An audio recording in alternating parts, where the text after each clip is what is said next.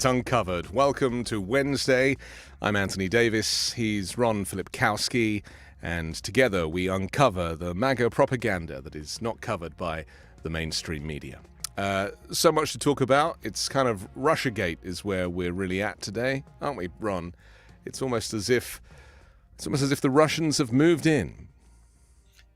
This is really a blockbuster story. It's a huge story because these new revelations of this guy Smirnov, the evidence against him has really connected a lot of dots on this Hunter investigation. For me, as somebody who's been so deeply immersed in this Hunter thing since 2020, I've been all in on this, following it every step of the way, Rudy, the laptop, the whole thing. And there were so many unanswered questions surrounding this that have really all been answered now. I was going to say something didn't really add up the whole time.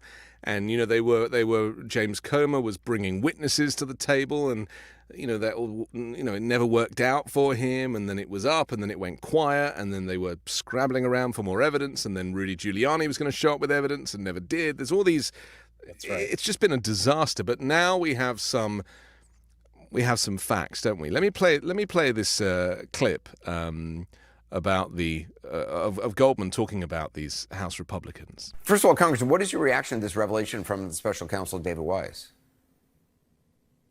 Well, it's pretty shocking, and especially what it means that has been going on for the last 4 years, which is that wittingly or unwittingly, House Republicans have been acting as an agent or an asset of Russian intelligence for Vladimir Putin. This whole Burisma thing was debunked during the first impeachment investigation in 2019 by numerous witnesses, all of whom experts on Ukraine and Russia.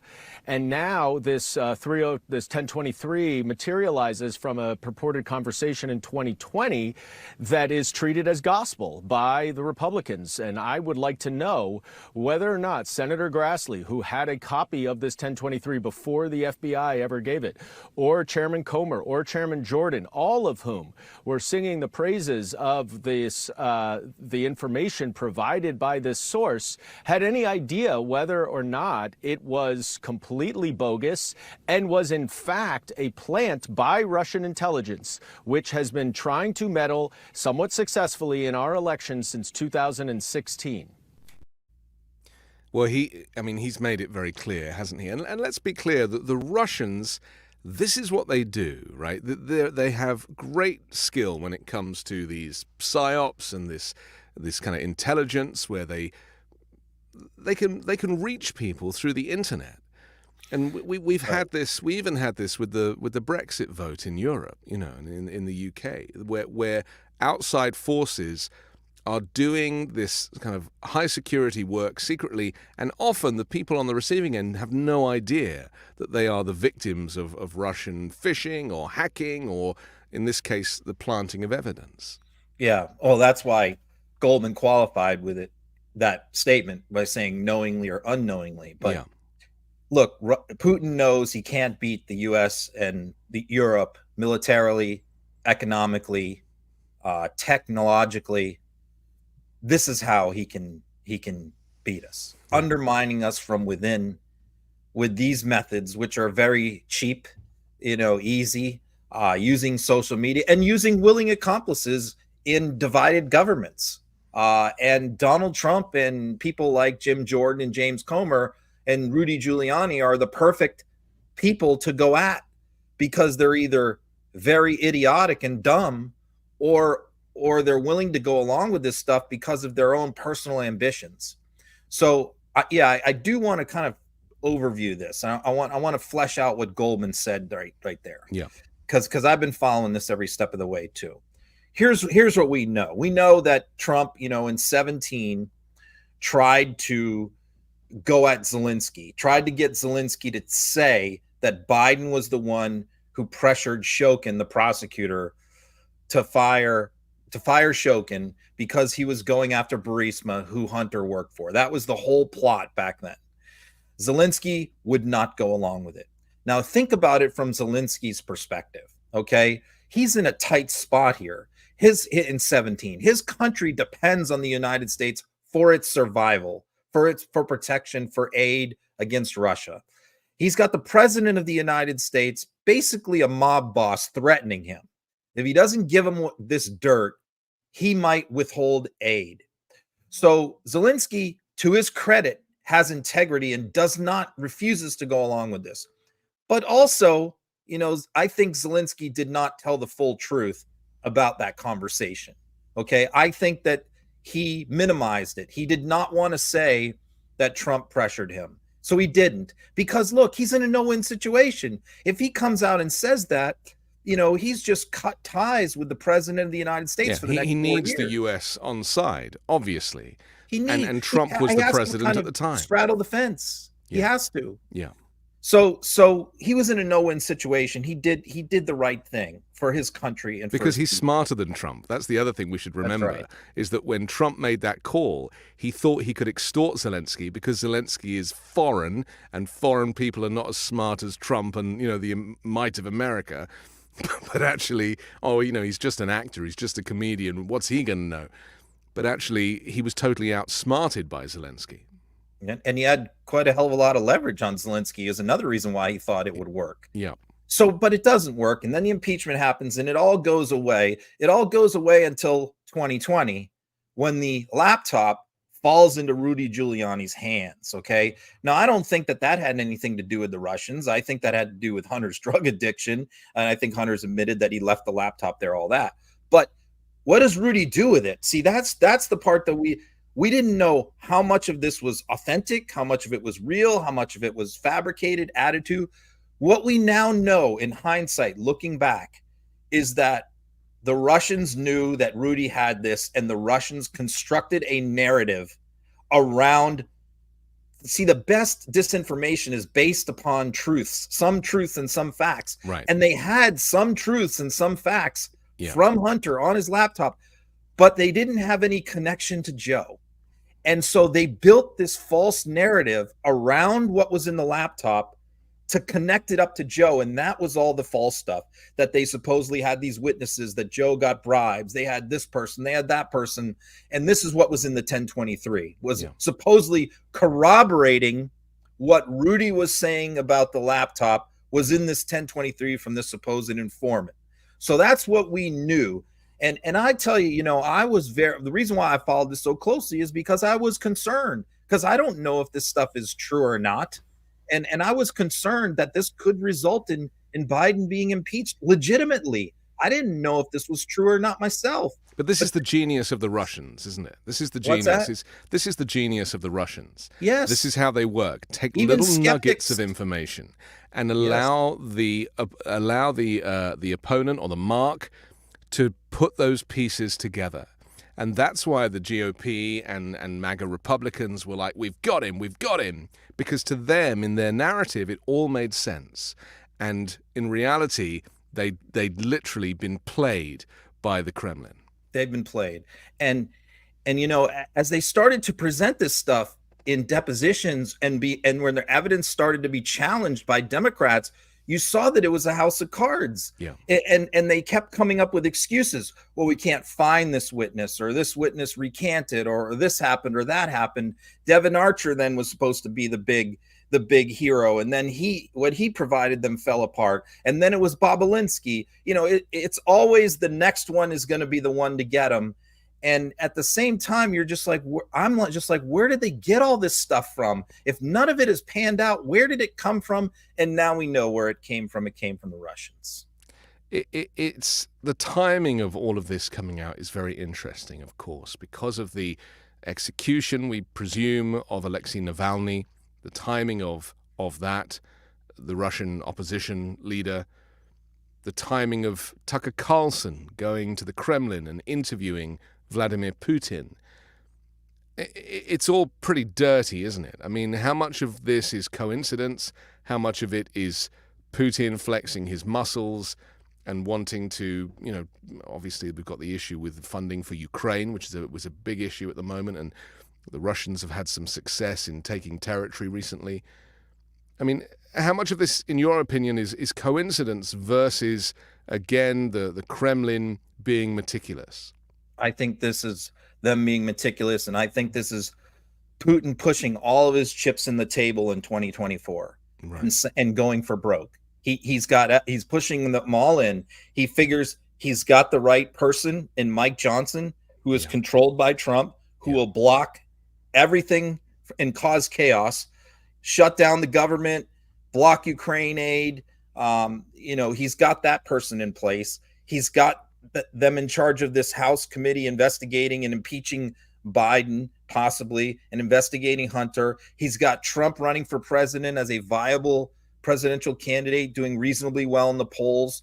And, he's got Ukraine struggling in the war to hang on without, getting completely resupplied, and the West becoming weary of continuing to support him, at least the United States. Europe seems still fully committed, but we seem to be wavering. So I think that Putin is going all in right now. He thinks this is if I can just get Trump elected, everything is going to fall into place. And Putin did a very clever thing yesterday.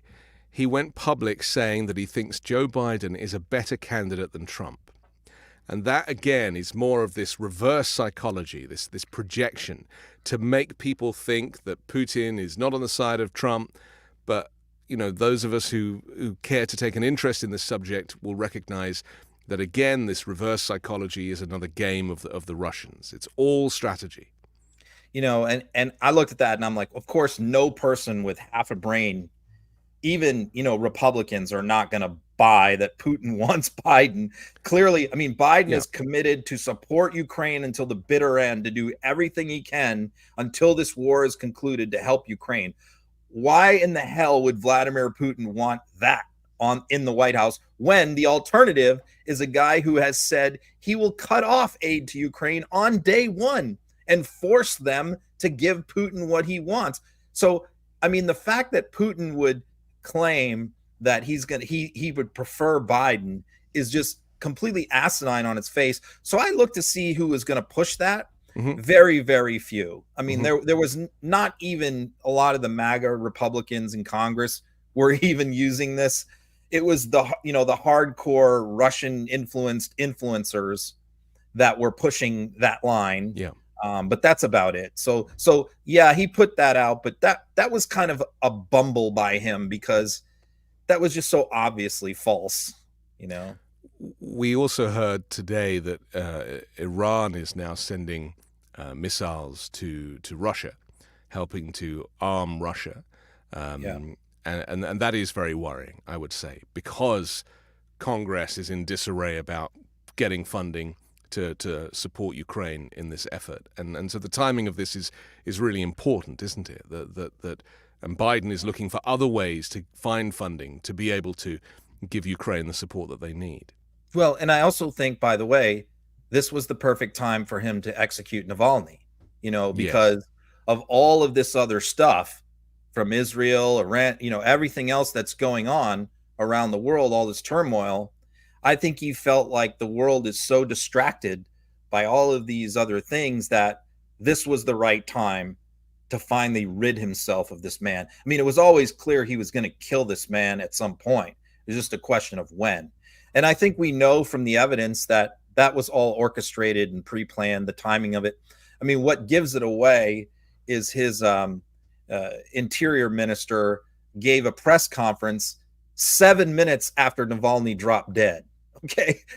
And he dropped dead in an Arctic penal colony. So they had that statement ready to go before he even died, It's very sad, and because anyone who knows anything about Alexei Navalny and his crusade and his family as well, there's a very good documentary called Navalny, which I recommend people watch to get a sense of what it takes to stand up to Vladimir Putin. Navalny was prepared to lose his life. He knew that he probably would. But that doesn't make this any sadder, because he's standing up for the Russian people who are living under a dictatorship.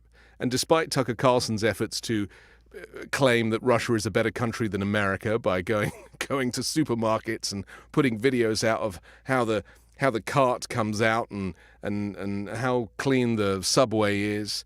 I don't know if you saw those videos, but that was terrifying. Just seeing Tucker Carlson explicitly present Russian propaganda and to try and dilute the idea that a dictator is bad for America. It's almost like he's prepping Republicans for a Trump dictatorship that is aligned with and operates like the Kremlin does, like Putin does, by putting out these videos that are friendly to the Russian way of life.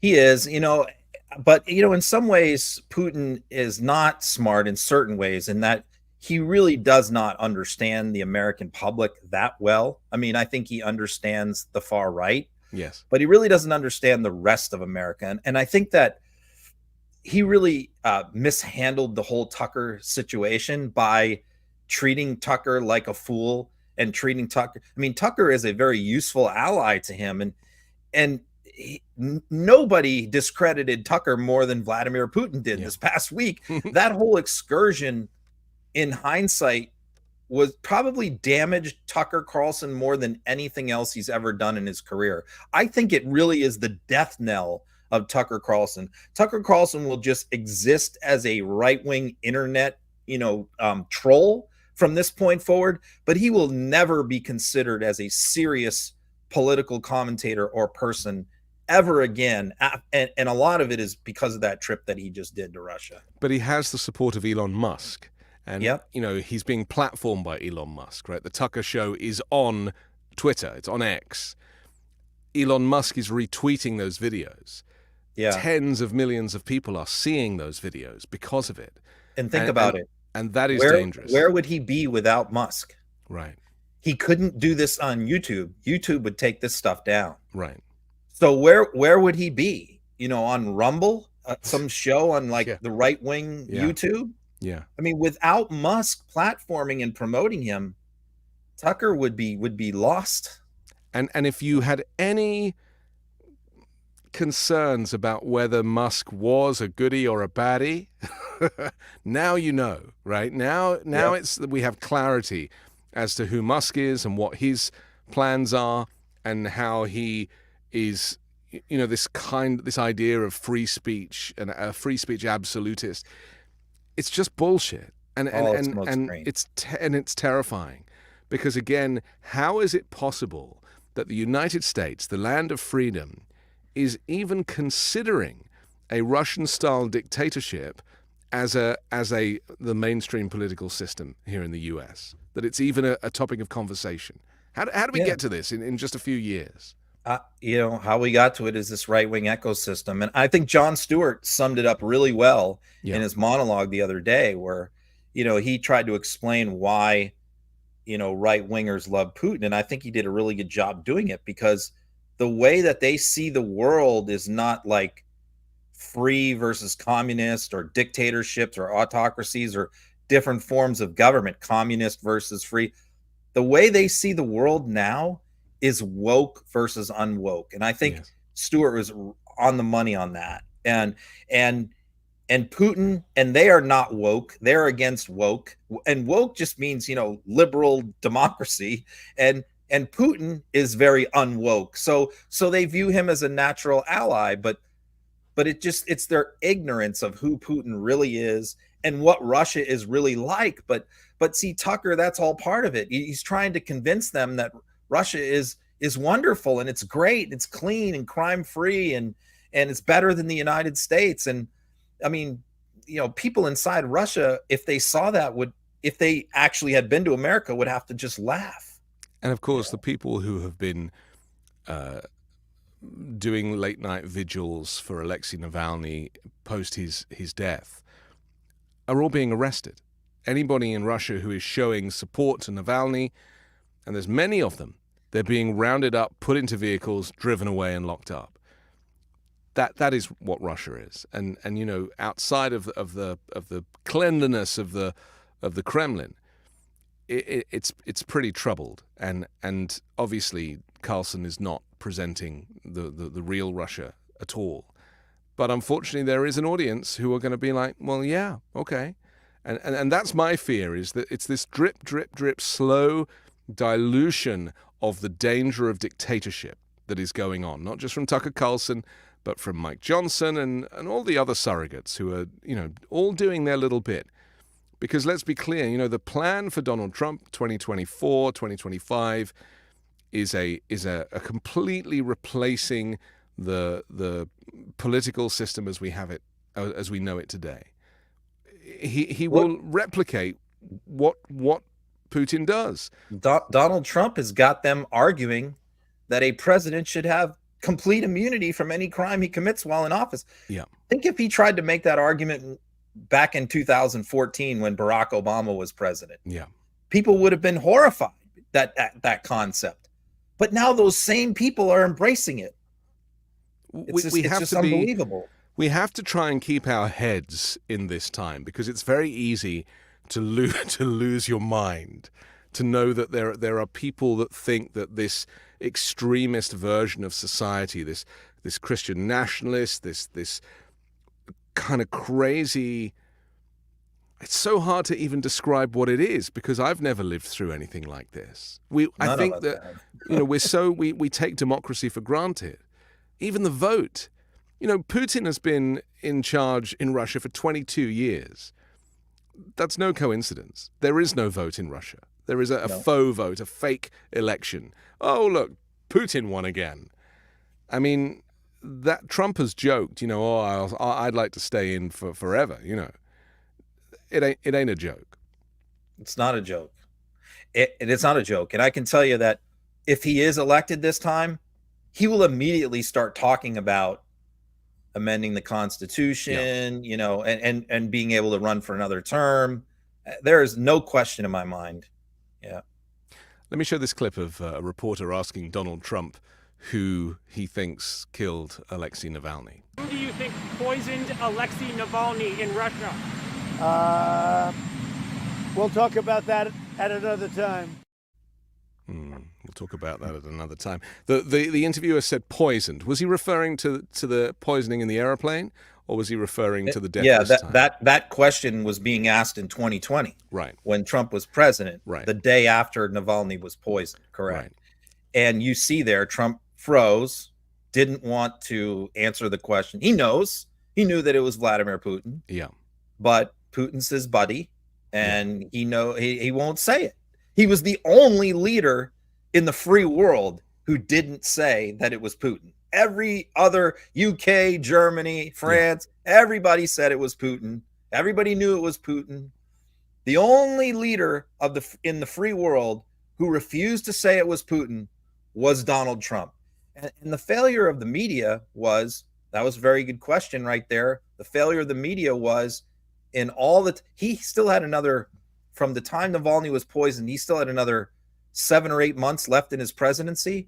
He was never asked that question ever again. No. And still hasn't been asked that question ever Meanwhile, again. Joe Biden, as soon as he got elected, went on television and made it very clear to Vladimir Putin that he was to protect the life of Alexei Navalny. And he said that in January, that he said it literally like his second day in office. Yeah. He warned Vladimir Putin, and we're now rolling out we've already sanctioned Russia to the max almost, but he's rolled out new sanctions. Yes. And I saw UK has already seized all of the assets of foreign assets of every person who works in the Russian penal system. That's right. They've seized all their assets. Yeah. Trump is now claiming that he is being persecuted in the same way that Alexei Navalny has been persecuted. I mean, this is quite a stretch. Let me show you the clip. People around the world are expressing outrage over the death of Alexei Navalny, of course, in a horrific Russian prison.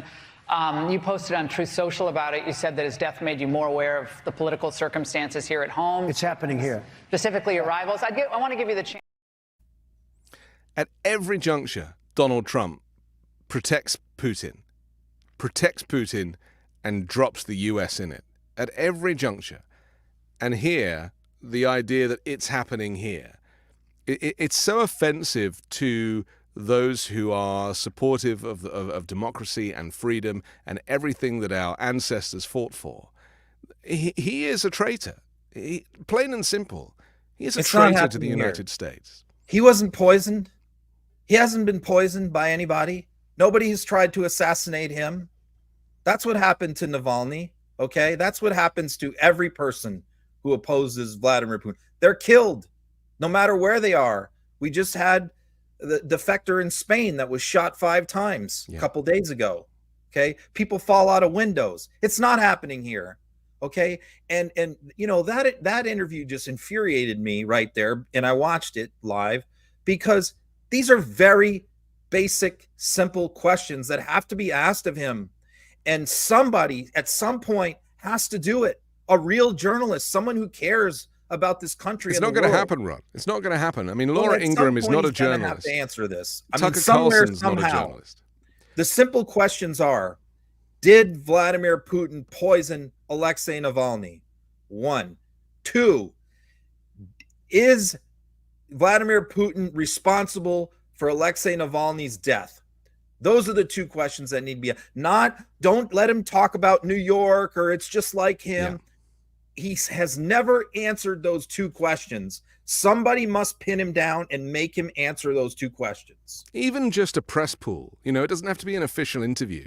That's Somebody right. in a press pool at a conference or even one of these impromptu press pools that he normally does while the blades of a helicopter are too loud, whatever. They need to find the balls to actually ask him straight out and make sure the camera is rolling. Because the only way to get Donald Trump on the spot is to doorstep him. You can't set up an interview and say, okay, we're going to, because he wants the questions in advance and all that stuff. You just have to surprise him. And I don't doubt that his answer will probably be, we'll have to see. We'll have to see, which is what he says. It's it's like a mafia thing, isn't it? It's like, and then you say, kick it off. What do we have to see? What is it that you're waiting for? Yeah. Before you can answer that question? Every other leader in the free world has answered this question. Why aren't you able to answer it when every other leader in every country, Western country, has already answered the question? Why is it that you are not able to? See, this is just infuriating. And to say like, well, he's done CNN town halls. He has been asked questions by legitimate journalists, but they don't ask him these things. They ask him, who do you think is going to be your next vice president or your running mate? I mean, they ask him those kind of questions over and over again. They're scared of him. They're scared of him, but they're also, because it's not journalism. This is what's so frustrating to me. And and we talked about this the other week, didn't we? That neither of us we don't like to, denigrate journalists, people in our profession. Right. It would be wrong to do that. But when it comes to holding Donald Trump to account, there has been a serious failure. And Meet the Press is a show that is a perfect example of this, holding, GOP representatives to account, talking to candidates and holding them to account. It's so interesting, isn't it? Because the only person I'm kind of impressed with at the moment, and I say this very carefully, is Nikki Haley in her desire to hang on because, I genuinely believe that she's not scared of Trump like the others are. DeSantis has folded and is already like kissing the ring. But Nikki Haley, as much as I dislike her and I find her to be the same kind of far-right racist character that she is, xenophobe and all this stuff, at least she recognizes that there is an opportunity to expose Donald Trump for all of his idiosyncrasies that ultimately add up to a fascist dictator. Yeah. The last time I went after Nikki Haley was her Civil War stuff. Yeah. Before the Iowa caucus. And I just made a conscious decision after that all died down that I was going to back off of her and leave her alone for good reasons. And I haven't criticized her since. And I think that, yes, when we don't do that, I think a lot of progressives, people on the left, get annoyed or get upset and think that you're on Team Nikki Haley or you're on the side or something. It's not the case at all. It's just a matter of looking at this election with a cold, clear-eyed vision. And you have to realize, who are the people right now that Donald Trump hates the most, who are hurting him the most? Jack Smith, okay, yes. Joe Biden, Letitia James, and Nikki Haley. Yeah. I mean, Nikki Haley is hurting Donald Trump by her staying in through Super Tuesday, which she has vowed to do, which is the beginning of March. Yes. I mean, she is gonna make him spend tens of millions of dollars to squash her that he doesn't have, and she's providing a lot of sound bites for Democrats and Democratic candidates with her attacks against Trump. So it really makes no sense whatsoever for Democrats to go out of their way to go after Nikki Haley when she's no threat. She's not going to be his VP. She's not going to be in government. Yeah, she'll be out of the race. In his side. That's it. Yeah. Yeah, she's exposing him because she needs material to try and boost her case and dismiss his. So she is doing all of the work for us in this period. It's very interesting. Yeah, and so we just let her. We don't pile on. Look, she's taken an enormous amount of heat and abuse from right-wing media, from Fox, from Trump, all of his allies. She's only got one member of Congress, Ralph Norman, supporting her. Every other member of Congress is bearing down on her to back out. Why in the hell would Democrats pile on with and join Donald Trump in tearing down Nikki Haley right now? It makes no sense. So we don't like Nikki Haley. We're not supporting her for anything, but Nikki Haley is helping us out right now. So I'm not going to beat up on her. Yeah, I mean, rather than announcing her own policies, she's just rubbishing his, and that is very helpful. Just finally, on the Trump-Russia story, I just want to talk about how the Russians are thinking right now and feeling, because I think we know that, like, Tucker Carlson's show that used to be on Fox often got broadcast on state television in Russia to give the impression to Russians that the U.S. was supportive of the Putin regime. I mean, that says it all, doesn't it? But park that for a minute. You posted a really interesting clip of Russian media where they were effectively laughing at the Republican Party and Trump and also the fact that MAGA Republicans continue to support Donald Trump despite all of his activities. Let's take a look. За Трампа голосуют в массе своей не очень умные, примитивные люди, с которыми вот так вот и надо разговаривать. Шаблонными, тупыми лозунгами. Вреда для вот этих вот там реднеков, для какого-то там вот этого уровня, для деревенщин, да, что называется, которые вот вопиют. Ой, извините, ради бога. 10 слов, которые он местами переставляет. Сволочь такая, все. Пойду сейчас... Вы не его избираете. Не, ну правда. Слушайте, и вот этот человек собирается быть опять президентом. Это его манера. Хватит. Да я не про себя говорю. Идиоты идиотские. Так. Это его манера общения. Сколько там они дают? 14 миллиардов. Израилю. Я бы 140 миллиардов. А Украине? Где это Украина? 60 миллиардов. Ничего. Все Израилю. Красиво. Красиво. Да. Вот так вот и будет. Just total contempt for the United States, for Donald Trump, for Joe Biden, for the whole system. They just think it's a joke. Yeah, I follow a lot of ex-Russian, who live in the United States, and this was surfaced by one of them who watches some of the Russian TV and surfaces clips from it.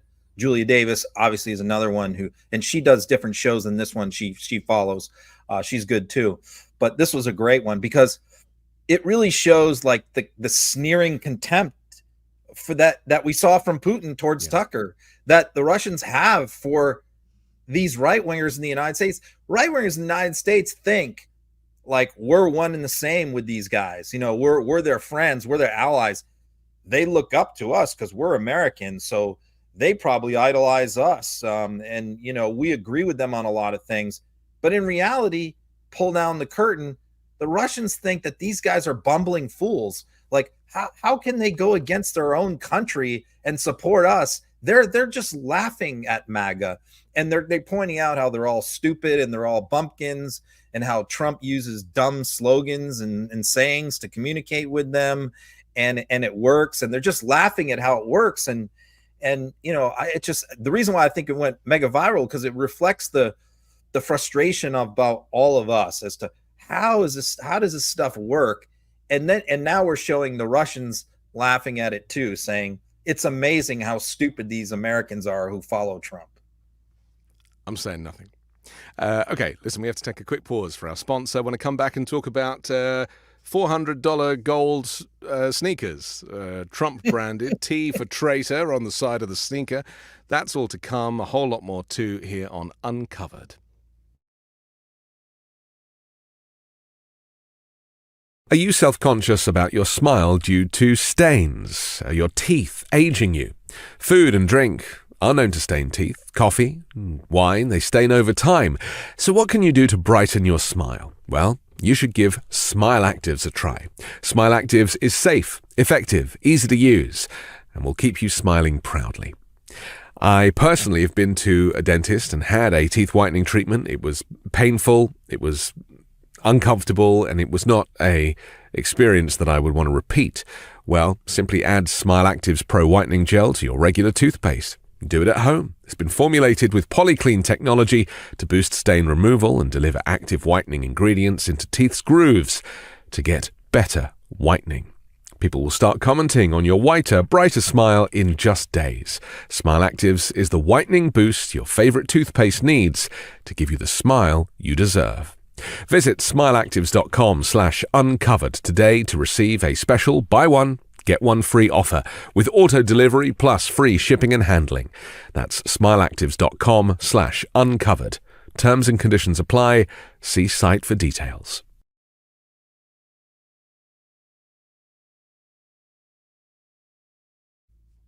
It's all about the teeth. Ron, let's. We've got other stuff to talk about in just a moment. I want to talk about Ted Cruz's campaign, how that's going, and we've got some various stories coming out of Idaho and everywhere else. But let's just talk about the Trump grift for just a moment, because it is continuing. He obviously is desperate for money, right? His costs are. We heard about the judgment the other day. $350 million odd that Letitia James has managed to close that case. This is very difficult, isn't it? Because Trump has always boasted about being rich. And the reality is he ain't as rich as he claims. But now, and Letitia James saying she'll seize assets if necessary. And so the very next day literally after that judgment, he comes out and announces these sneakers. Let me show this clip of him being booed, and then you can tell us why. Wow, a lot of emotion. There's a lot of emotion in this room. Thank you. So the really nice thing is we have lines, and I want to thank Chase and I want to thank Alan. But firstly, I want to see him wearing them. I'd like to see Joe Biden wearing them. I think that would be kind of the ultimate photo op. What's the story with this? And tell me about the timing of it. I mean, we could do a whole show on these shoes. I'm down. What are you doing tomorrow? Because there's so many layers to this. In terms of him being booed, the shoes themselves. I'll give you a little nugget. I don't know if this is true or not, but this is what I heard and saw in the right-wing ecosystem, which is that this actually originated with, you'll never guess, Barron Trump. That this idea, that this is what I have heard through the right-wing MAGA people, is that Barron Trump is a sneaker nut, and he collects sneakers and he loves these kind of sneakers, and he designs them and he sketches them, and that he kind of came, him or Melania or whoever, sort of put this idea in either Trump's head or somebody close to Trump, maybe Junior's head, and then they hooked up with one of these shoe people, and that's when they got the idea to do this. And what the idea is to basically take this $18 sneaker, which they've made in China sneaker, and slap a T on the side of it, put some American flag stuff, and sell them for $300. So, and by the way, they only made like a dozen or 2 dozen maybe to display. So when people were buying these, which apparently people did, they don't even have them manufactured yet. They have to wait literally months to get these shoes after they pay for them. So most of these people who have paid for them don't have them. So it's another typical Trump grift. And so finally, and then the other thing is I went back, because this inspired me to go back and document all the products he's sold over the years, which I spent an entire Sunday morning watching old Donald Trump commercials from the 80s and 90s, pulling clips. It drove me nuts to try and, because back then there's just not a lot of video, to be honest with you. It's hard to find video from the 80s. So that was also part of it. But the final part was him being booed. And, we've talked about this, that about how his advance team is so good and how they stage everything and everything is set up perfectly for him to arrive and be cheered and all that. And very, very rarely is Trump ever outside of that protective bubble that's set up by his team. Only one time previous to this that happened, and that was at the Iowa State football game, where, you know, when he got out, we saw him sitting in the limo. We did a show on this where he waited for his advance team to have everybody set up, get the fans all ready. He jumps out, they all cheer him, he walks through, and that's what they put out on social media. But then what happened is he actually walked out into the stadium for a few minutes and waved and got booed. And that's the clip we posted that made them all go crazy. And so this here has happened again. I mean, what they showed was him when he arrives at this, and this is a sneaker convention. So this is not a Donald Trump rally. This is a sneaker convention that he's going to crash. Yeah. So when he arrives, they've got his supporters ready for him, cheering him. And that's the clips they put out, the Trump team put out. But then the middle part where he gets up to speak, he actually confronts the real sneaker fans, not Trump people, and they boo him. And so, yeah, this was on the last one, the Iowa State game. MAGA really went after me on that. And remember, they claimed that they were really booing the other football team, not Trump. You know, they had all these excuses. This time, they really didn't even fight back that much because he was clearly being booed. So the only argument they came at with, well, he was getting cheered before that. You know, here's the point that I think is really important to make about all of this. Donald Trump's support is fake. Donald Trump's audience, him claiming the largest crowds, the biggest support, is fake. The merchandise, the whole thing, it's fake. It's designed, you know, he didn't choose a red hat for any other reason is that it really shows up, you know? Didn't go for a black hat, which you wouldn't even notice. Went for a hat that shows up. It's all part of the marketing.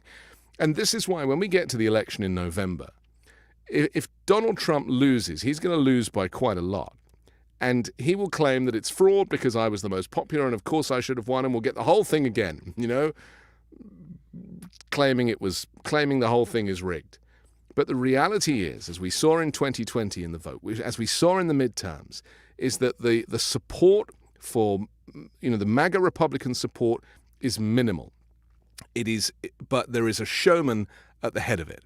And the showman gives the impression that the whole country is feeling the same way that he's feeling, when the whole country is so done with this guy. And I think that's something that we need to remind ourselves of. I'm not saying get complacent. You know, I'm not saying Joe Biden's got it in the bag, but I'm saying that just be aware that when the environment is not controlled, as you've described, Donald Trump is not popular. And this is something that we need to, you know, keep front of mind when we're having these conversations. Yeah, he's popular in certain places. And I will say it's not completely fake, but what's fake about it is it's not as widespread or as big as what he portrays it to be. Yes. I'm using the word fake because that's his word. He has what it is he has a small hardcore cadre of supporters. The intensity of it is great, but the size of it is not. And so what they are masters of, the Trump, it's not just Trump, but it's his whole team, is taking that small cadre of rabid supporters and making it appear much larger than it is through stagecraft. And the last person that we saw who was very well studied and practiced at this was Joseph Goebbels, you know, who did the same thing at Nuremberg, you know. Joe Biden is not P.T. Barnum.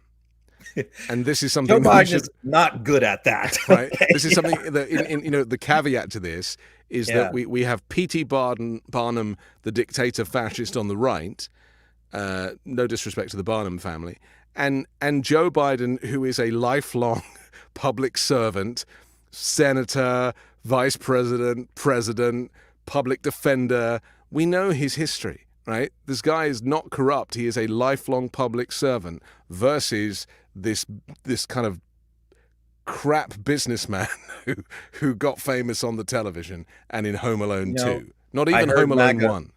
MAGA has rolled out a new talking point this week, which you're really going to love. I think you're really going to love it because it really hits home with what you're saying right now. Yeah. Which is main character energy. That's their new line. What they're saying is Donald Trump has main character energy. He's a leading man in a movie, right? And Joe Biden does not have main character energy. He's a supporting cast actor. This is the new line that they've just rolled out. What do you think of this? Well, I think they're underestimating Joe Biden. Yeah. In all honesty, because I actually think I do too. I think Joe Biden is a leading man. But just the concept of that being important. You know what I mean? Because it's all performative. Everything they do is performative. Like, paying 6 black people to sit behind Trump at the rally. It's like, it just drives me crazy. Or having non-union people hold up union signs. Exactly that. Let me show a little bit. This montage that you made of Donald Trump's products and his product placement it's about 3.5 minutes long, but I'm just going to play a minute or so of it. Okay. Let's enjoy this. I enjoy steaks of this quality in one of my resort restaurants or America's finest steakhouses, but now that's changed. Today, through the Sharper Image, you can enjoy the world's greatest steaks in your own home with family, friends, So what do you think of my Trump Home mattress collection by Serta? Finally, the same luxury and comfort I demand in my hotels. Oh, they'll never count sheep again. Mr. Trump, please. My new game is Trump, the game. Trump, the game where you deal for everything you've ever wanted to own. Because it's not whether you win or lose, it's whether you win. Yes! Play Trump, the game from Milton Bradley. I think you'll like it. Vodka, and I'm very proud of the fact, actually, that I don't drink, but it's a vodka that people really like, and as you know, it's taken off like crazy. We're going to have professors and adjunct professors that are absolutely terrific people, terrific brains, successful. We are going to have the best of the best. And honestly, if you don't learn from them, if you don't learn from me, if you don't learn from the people that we're going to be putting forward, and these are all people that are hand-picked by me, then you're just not going to make it in terms of the world. Will be the Trump shuttle that services air commuters between Boston, New York, and Washington. You had other people wanting this very much, as we all know, and it was just really a nice victory. It was a very sweet victory. The shuttle service went up in typical Trump style. We were the first plane out this morning. We were the most successful flight this morning. We had more people than anybody else, and I think we had better service than anybody else.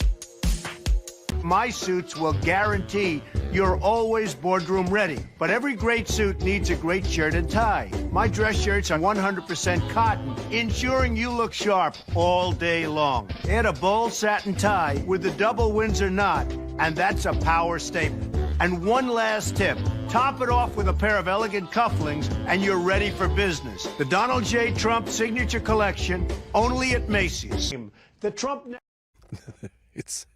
Why didn't they play your montage at the 2016 campaign and people could see that this guy ultimately is just a grifter, he's a salesman, he's a used car salesman, he is not presidential material, Ron. If I ever get to meet Joe Biden, I'm going to tell him, Joe, I'm your secret weapon, man, because, because what I do, like, there's nobody else doing. I'm not trying to brag, but there's just nobody else doing this stuff. So what I'm doing there is I'm proving a point, which is Trump claims that he doesn't need to run for president, that he was this very successful billionaire businessman who had this great life, and running for president has actually cost him money and all that. What that montage shows, which keeps going on and on with product after product, is he did need to run for president to make money, because every one of those things failed, and he hyped them all the same way he hypes stuff now. Okay, which is this. You heard him in each one of those clips. It's the biggest, the best ever, the best states, service, the best university, best ties. We're gonna have professors. Airlines. Everything is the greatest and the best, and everybody agrees that it's the best. And every single one of those products failed, went bankrupt, went out of business. And then I followed up that with a list of every one of Trump's businesses that failed, a long list, okay? And But you know what? They don't fail anymore. Those NFTs sell out. The shoes sell out. The coffee table books sell out because he's figured out how to use the presidency to make all these zany, harebrained schemes work for him and make money for him.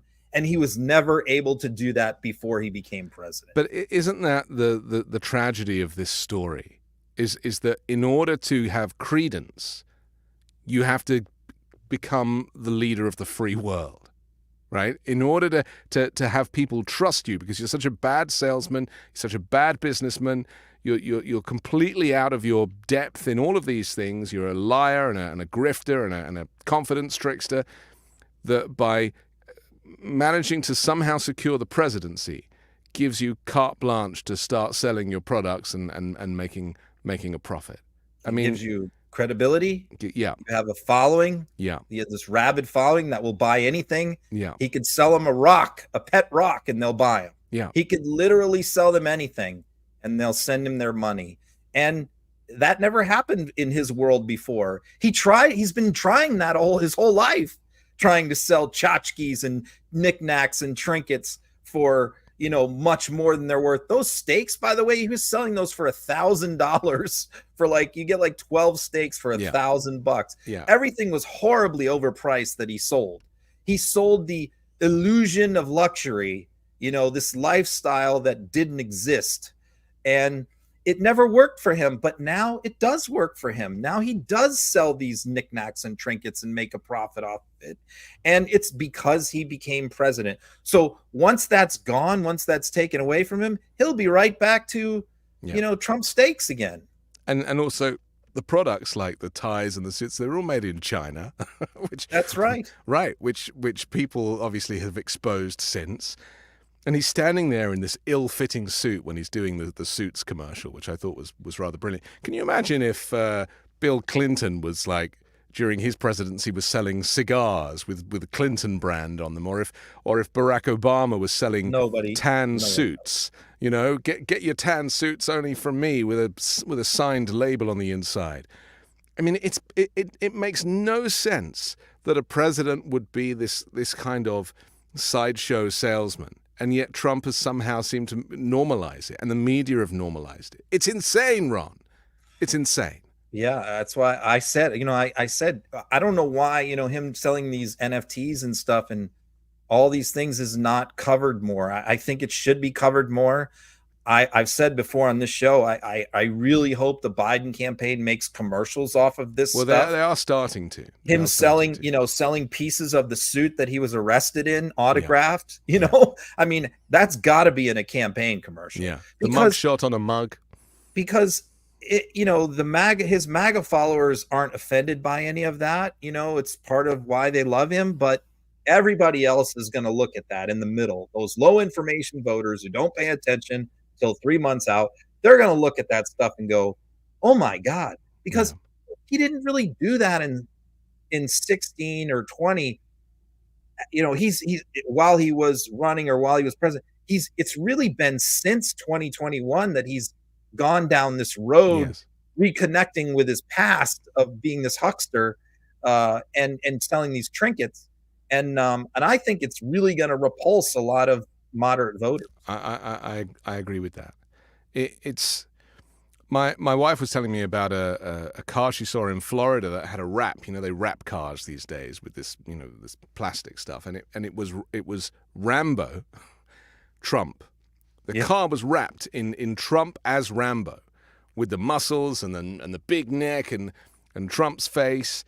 Perfectly normal sighting in Florida. I'm sure you're quite used to it over there. Absolutely, it's not that unusual.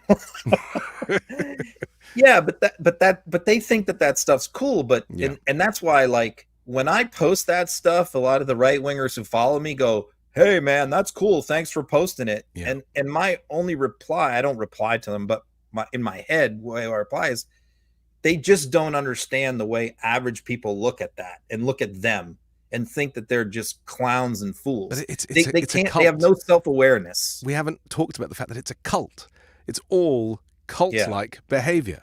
the buying of the merchandise, buying into it, seeing him as the Messiah, praying to him, wanting to touch him, buying his material, his cloth from his clothes that he was arrested in, the chanting, the flags, the hats, it's all cult-like behavior. And I shouldn't even say cult-like. It is a cult. And anybody who knows anything about cults, and there have been plenty of them that are widely, covered in documentaries all over Netflix. There's the Cult of Trump book by Dr. Stephen Hassan. It's like, get to understand the systematic operations of a cult, and you have Donald Trump and the MAGA Republicans. It's not. He didn't invent this. This has happened many, many times before. Let's just talk about. Sorry, carry on. Oh, I was going to say, and he's very well aware of it. He knows exactly what he's doing. Yeah.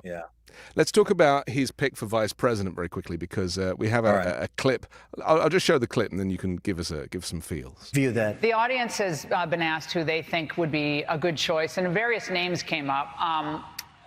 One of them was, of course, Vivek Ramaswamy. Yeah. He's made a big splash. Ron DeSantis, who's making an appearance today in South Carolina, we just found out. Obviously, Tim Scott, Byron Donalds, and a big presence here for Tulsi Gabbard.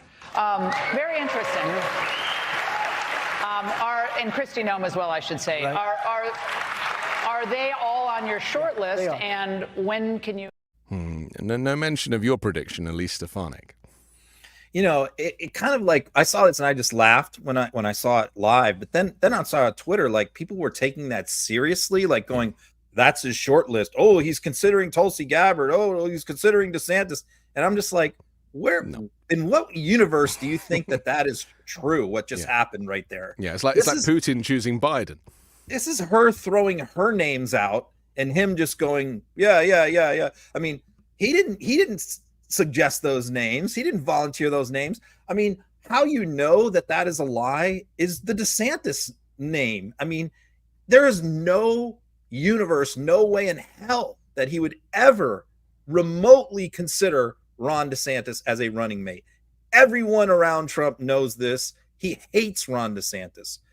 Okay, so that's how you know that whole list is garbage. Tulsi Gabbard, there's no way in hell that he would ever have that kook as his running mate. So, I mean, the fact that he nods his head and agrees, because look, he loves this question. He loves being talked about, and he wants as many people as possible to think that they are in the running, because it keeps them out there giving him money, running around the country. You got Kristi Noem in Iowa and South Carolina. She's running around for Trump. Tim Scott is running around humiliating himself for Trump.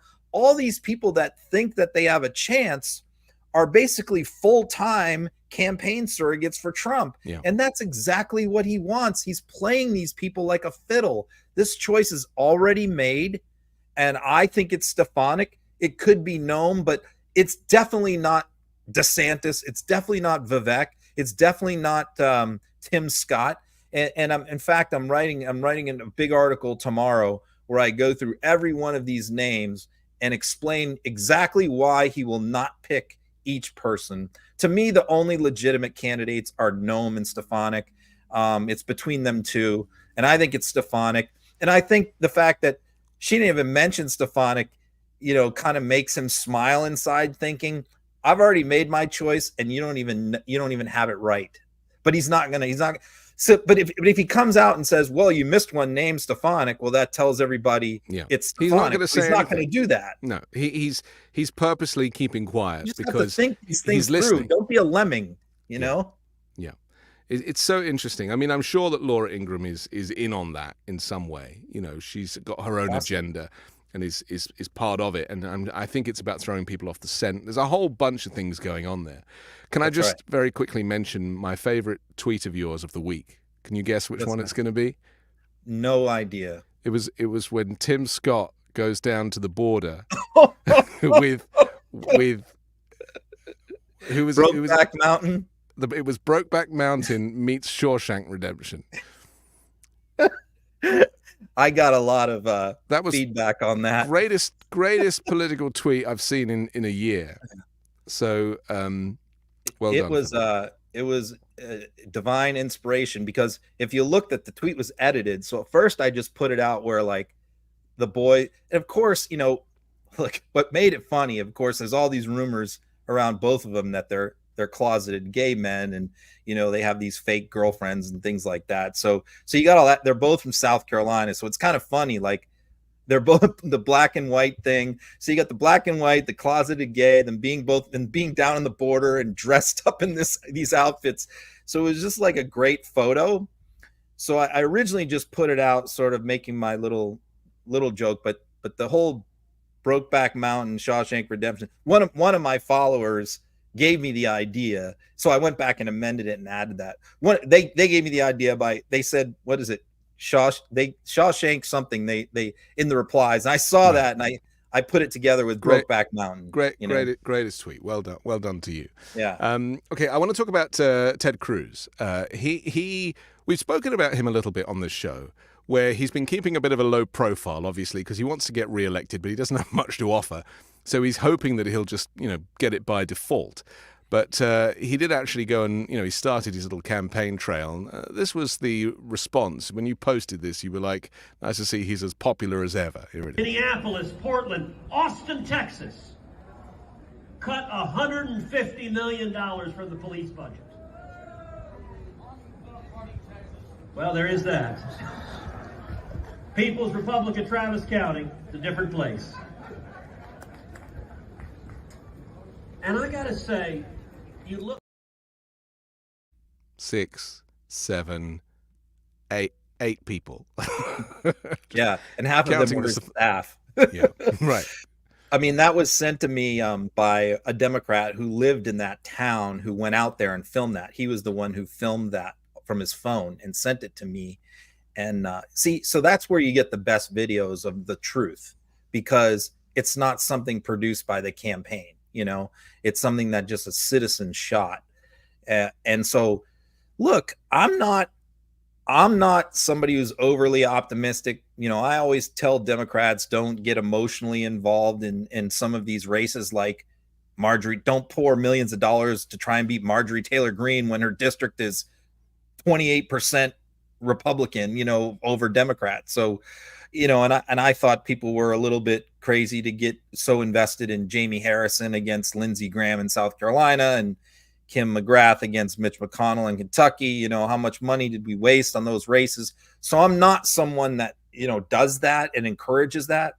However, I'm going to say, that I think Colin Allred, I've said it before, has a legit shot. And multiple polls continue to consistently show him at a dead heat with Ted Cruz. I think Ted Cruz is deeply unpopular in Texas, even among Republicans. He's unpopular. Now, it may be that they're going to show out anyway, and he'll pull it out in the end. But, Beto O'Rourke has been the Democrat standard bearer in statewide elections against Ted Cruz and Greg Abbott. And I just think that he's too liberal and too flighty for Texas. I think he'd do great in Wisconsin, or Pennsylvania or something, but he's not a good candidate for Texas. But I think Colin Allred who's a former NFL football player and a smart guy. I think he's got a legitimate shot to beat Cruz. And Cruz's fundraising is soft. His crowds are not good, as you just see there. I think he's got a legitimate. Can you imagine if we could, in this election, have Joe Biden defeat Donald Trump, Lauren Boebert lose, and Ted Cruz lose? I'm good right there. I don't need anything else out of 2024. I'm trying to kind of temper my desire to predict the 2024 November election. I really am. Because, I do have feels. And I used to predict British elections, and I always did pretty well. But I don't have so much experience here. But, I'm getting a sense, what we said earlier about Trump not being as popular as he likes to think he is and likes to tell people he is, coupled with the fact that there are some really, really good Democrat candidates who are making the effort to cross party lines with their outreach and are having conversations with people and not talking about, am I a Republican, am I a Democrat, just talking about issues that matter. because that's what public service is. That's what representation is. And I do kind of feel with the Congress that we have now that representation is not even a thing. They don't even care about the people that they're looking out for. You know, they often are barely with their people. They're not holding surgeries. They're not meeting the people. They're just taking the salary and trying to, you know, criticize the left. So, and you know, you that's an excellent point that you just made. And you know, the proof in the pudding is Andy Beshear, you know, who just got reelected in Kentucky, which is a solidly Republican state, and his opponent spent all his time talking about Joe Biden and Donald Trump and the border and these national issues. And Andy Beshear never once mentioned any of that. No. He never talked about Trump or Biden or anything. He talked about Kentucky issues, and he won easily in a Republican state. So that's the playbook, what you said and what he did.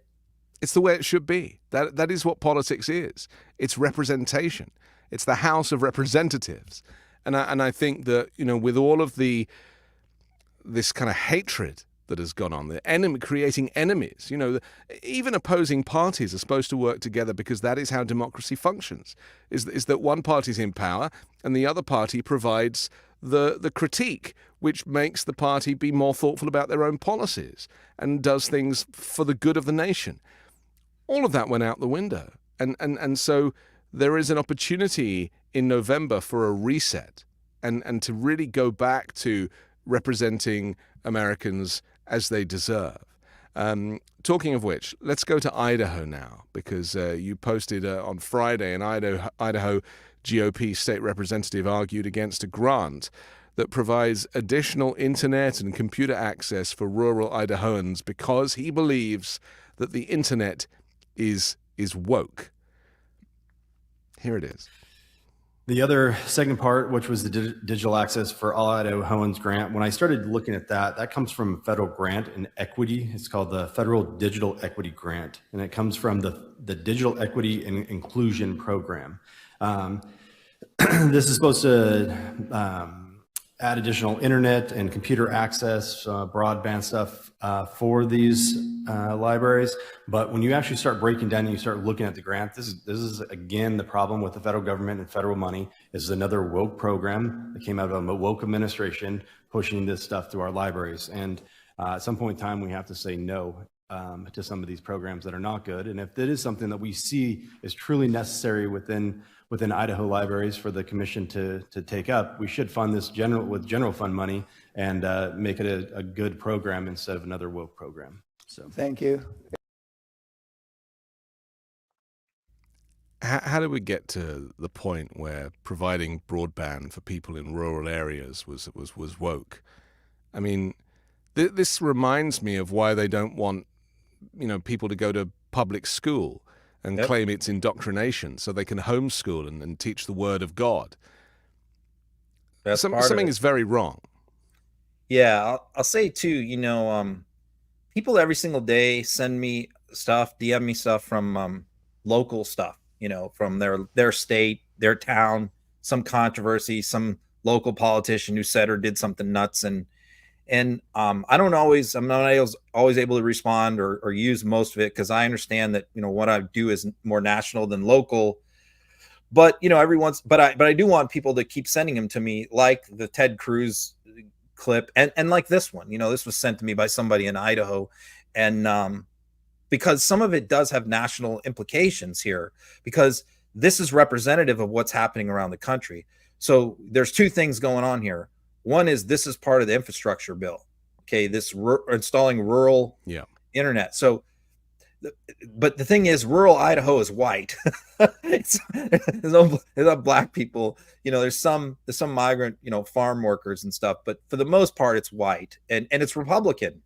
So this is a situation where Joe Biden is implementing a program in Idaho that benefits white rural Republicans who hate him and who will never vote for him, but he's doing it anyway because it's good for the country, because that's who Joe Biden is.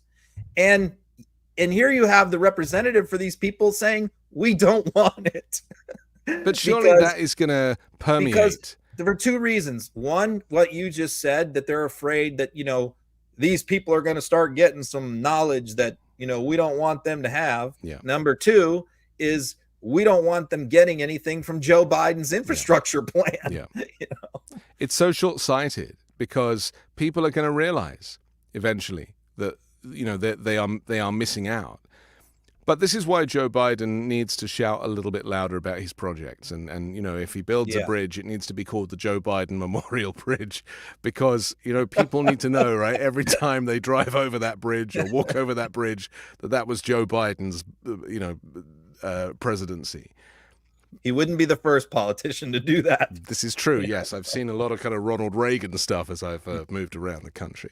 Okay, I want to talk about this Tim Burchett story because it's kind of crazy. This is off the back of that kind of tragedy, the Kansas City Chiefs victory parade.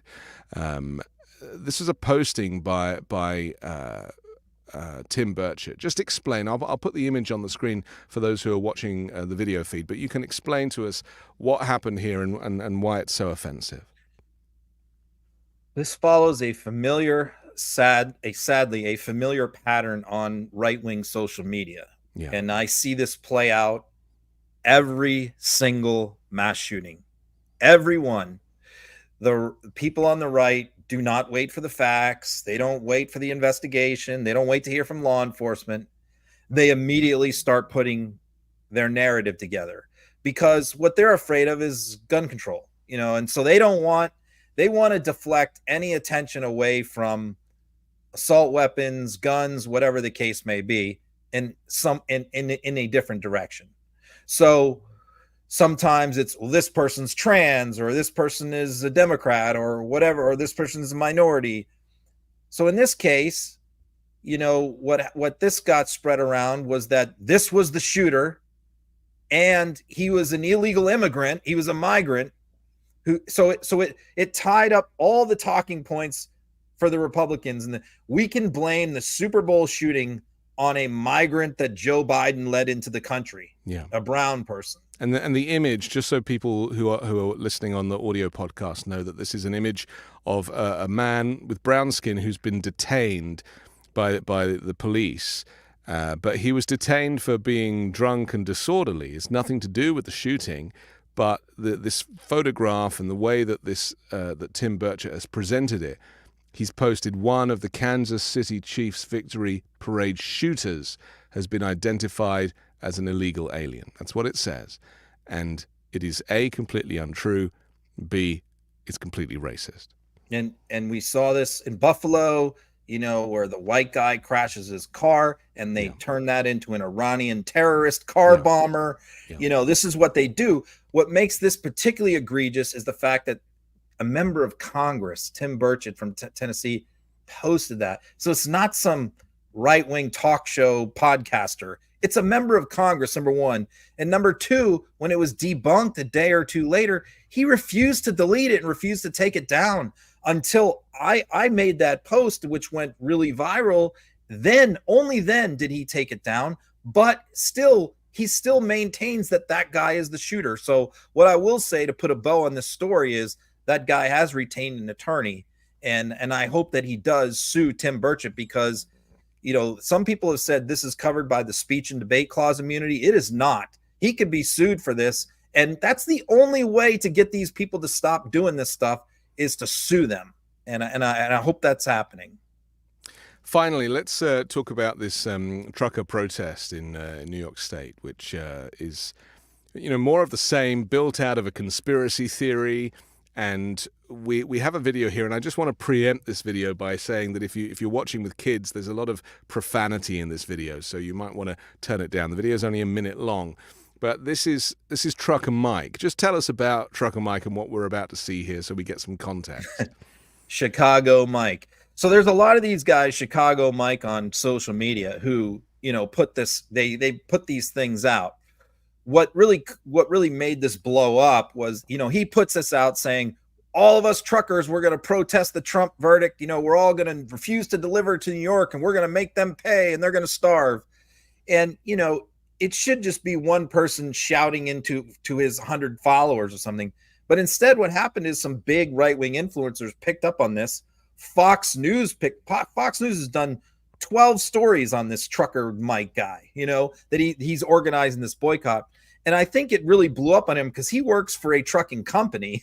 And obviously this got back to his employer because he deleted this video the next day and took it all back. So even after he deleted it and said, no, I just want to forget the whole thing, I don't really mean this, Fox was still doing stories about this, even after the guy deleted it and kind of took it all back. So by the way, there's no strike happening. New York City is not affected. Okay.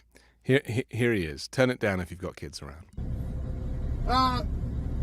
I've been on the radio talking to drivers for about the last hour 15 minutes. And I'm talking to at least 10 drivers going the other way. I'm heading down from Southern Wisconsin. And they're going to start refusing loads in New York City starting on Monday. All right? I got about 3 drivers that I drive with. They already vibrated the boss and told them they ain't going to New York City. So I don't know how far across the country this is or how many truckers are going to start denying loads to going to New York City. But I'll tell you what, you fuck around and find out. Okay? We're tired of you motherfucking leftists fucking with Trump. Okay?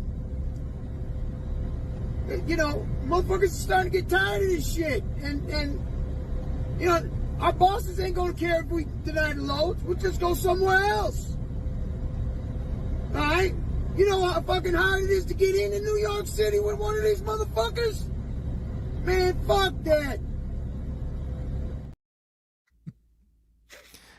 I mean, the best part was the last part where he says, our bosses aren't going to care. Yeah. that his that boss true. obviously cared. Chicago Mike is going to be the last Trump supporter standing, right? Yeah. Isn't he? He'll be just like the last one, just driving his truck and ranting and raving out of the window. This is what I would say finally on this subject, is that so much of this whole kind of Trump thing, the faux outrage, the hatred towards the other side, it's all unnecessary. Like, the whole thing is fake. It is designed to rile people up, make people angry, cause trouble, split the political system, and make life difficult for everybody else. And it's such a shame that it's happening because it's completely unnecessary. And I feel that all the time when I cover this stuff. And get clicks and views on the internet from the influencers who spread this garbage. Yeah, it's just for revenue. It's crazy.